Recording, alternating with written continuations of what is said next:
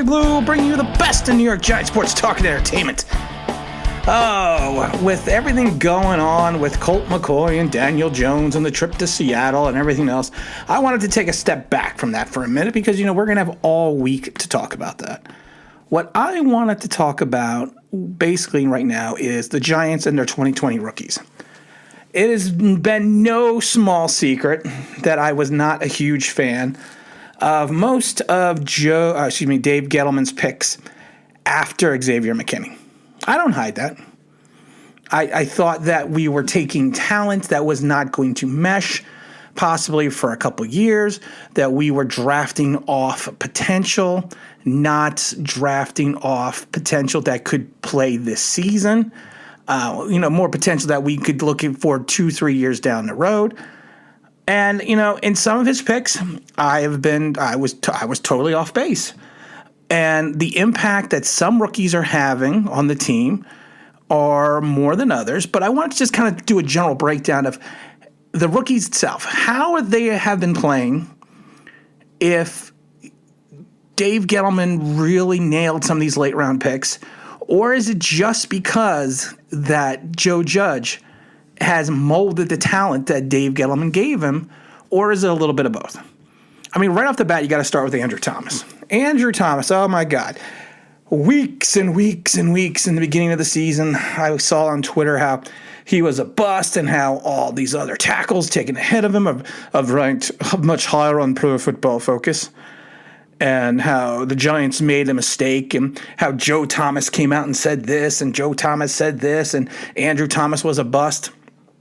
All I ever said was, relax, give the kid a break. It was at that point in time, I think it had only been 6 weeks. He's going to find his footing. He's going to find his way. Sometimes it takes a little longer for some players to adjust to the NFL.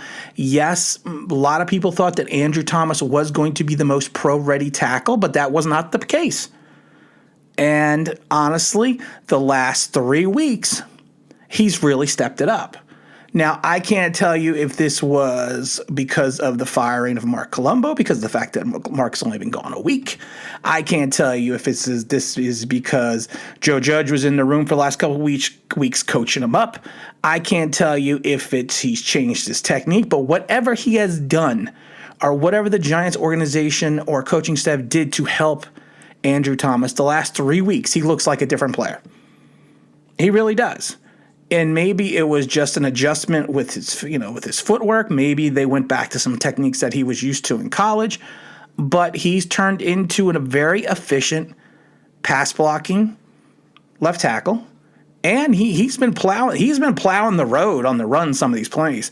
Wayne Gallman gets a lot of credit for the resurgence of the Giants running game, but that offensive line people need to just understand that they are just putting holes. They're just making holes for Wayne Gallman. Sometimes you look and it's like, I could run for 3 yards. And I always say there's an old video of Bill Parcells with Otis Anderson when Otis Anderson took over as a starting running back for the Giants. And I forget what team it was, but he ripped off like a 40-yard touchdown. And, the line just opened up the hole like there was no tomorrow. And Bill Parcells walks over to him, slaps him on the shoulder pad and goes, I could have got 20. Some of those holes, I could have gotten 3. Maybe 2.5. I'm a little slow in my old age. And then we got to take a look at Xavier Mckinney. Of course, McKinney had the fractured foot. The Jones fracture's on the IR forever. Finally got out into the field. We saw him I think we saw him for 5-6 plays, 1 tackle. We're not going the jury's still out on him. I thought he was another fantastic selection by Dave Gettleman with the 36th pick overall in the second round. But like I said, we don't know what we're going to get out of him just yet. We're hoping we're going to see more in Seattle because I think we are going to need him with Russell Wilson and company and trying to cover Metcalf. Oh, and our third round pick, number 99 overall, Matt from Connecticut, as I like to call him, because it just reminds me of WFAN when it was, Phil from Brooklyn. I like to call him Matt from Connecticut. Interesting player. I would like to have seen him moved into the lineup more. I would have liked to have seen him play more for the amount of snaps that he played before he went on the COVID list. He kind of he was impressive. He was impressive in games, impressive at times, and then at times he looked like a rookie, and that's typical for a rookie season. but I still think that he's a fundamental player that will probably need a year or two to reach his peak. And I think the Giants, why they're playing him situationally, is because they see that in him as well. I think that now he is probably a solid pick. But like I said, I still think like the Giants, because like I said, if the Giants really thought that he was going to be, someone they could play right away, he would be playing. Especially with all the troubles we had in our offensive line, he would not be situationally playing. So, I think he's another year. I think he's a year away, but I think that he's going to be a solid draft investment with the third pick, number 99 overall. And then the fourth round pick, Darnay Holmes. Holmes, I did not like Holmes coming out of UCLA. I'm going to admit that right now. He has proven me wrong. He's holding his own for what he's playing. His passer rating against him is 92.7. And a lot of that has come over he like any other rookie, he has his peaks and valleys. He started off strong. The league started picking on him, and I have to give Darnay Holmes credit. He adjusted. He adjusted to what the league was doing, and he's playing well again. And I was totally wrong with that pick as well for Dave Gettleman. I think he's going to be a solid third corner, maybe a slot corner. I don't know yet if he can move into a CB2 type position, but the league always needs a slot corner, a good slot cover corner. And I think that's that Darnay Holmes. Plus, we have to remember he did miss one game with a neck injury, so that may have helped increase his decline for a short period of time. But he's I'm not gonna say he's back on top, but he's playing extremely well for a rookie, and I am impressed. Another guy I'm impressed with is Shane Lemieux. I liked the Shane Lemieux pick. I did. I did not like the fact that people thought that they were going to make Shane Lemieux a center. I thought he was always going to be a guard, and I thought he should be a guard. But he is another guy that I thought was going to take some time to progress. And with the Will Hernandez COVID situation going on the COVID list, I find it interesting that the Giants, they plugged him right in.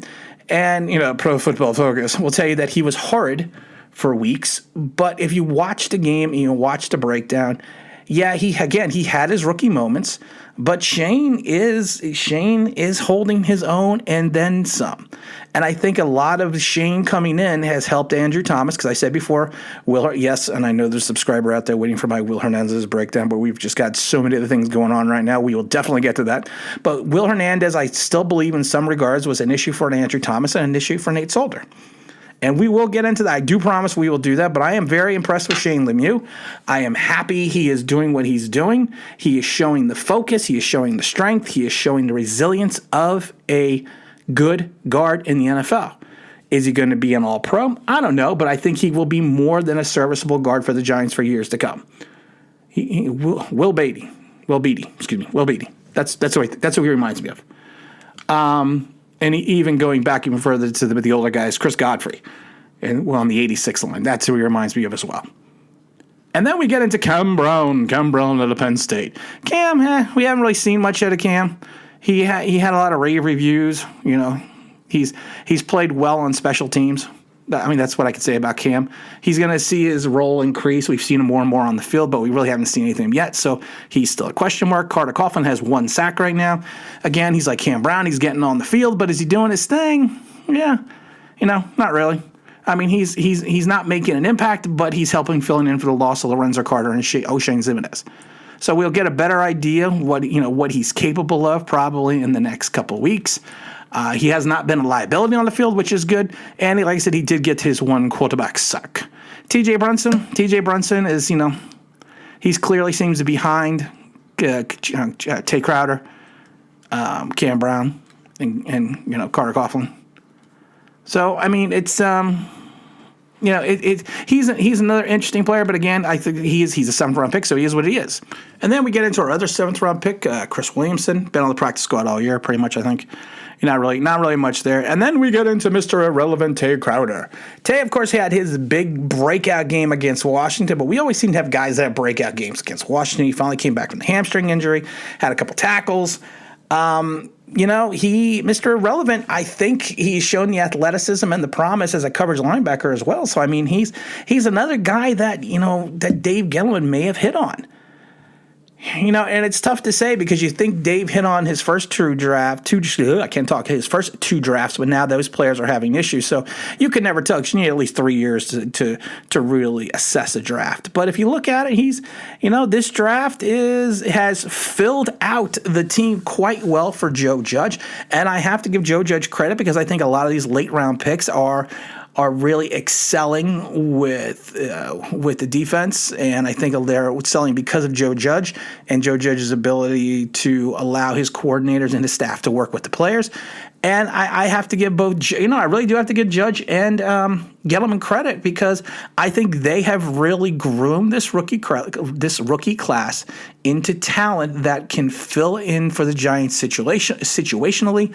I do not know if that talent will be filled in complete. I don't know if it's full-time talent on some of these players, but like I said, for situational talent in this season alone, it reminds me of, like I said, the 2007, 2011 drafts where a lot of the players, those Super Bowl runs, I'm not saying the Giants are going to the Super Bowl, but these players on the Super Bowl run were able to fill in needs and holes for Giants situationally, and they fit the team for that time. So maybe some of these players will fit the Giants for a few years. Some may be gone in a couple of years. Some may be here for 10 years. But you know what?